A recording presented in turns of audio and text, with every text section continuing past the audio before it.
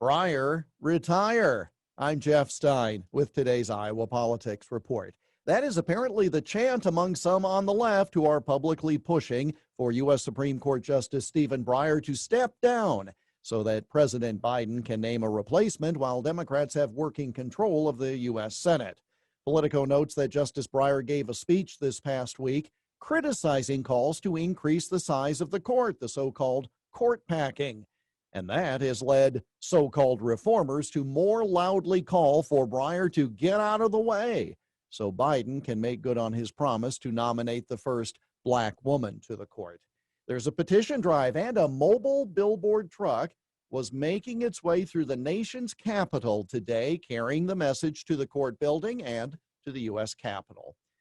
Supporters of this Dump Breyer effort note that it was 11 years ago today that Justice John Paul Stevens retired, so President Obama could name Elena Kagan to the court. Politico does note that Stevens was 90 years of age at that time. Breyer is, by comparison, a quite young 82. The activists fear that the Senate may go back into Republican hands after the 2022 election, and therefore their opportunity, as they look at it, will be lost. But telling a Supreme Court justice when to leave is tricky, as it's just as likely to lead Breyer or anyone else in that spot to stay even longer than they might otherwise have. One activist said, "This can't wait much longer." And that tells you a lot about the attitude of those on the far left.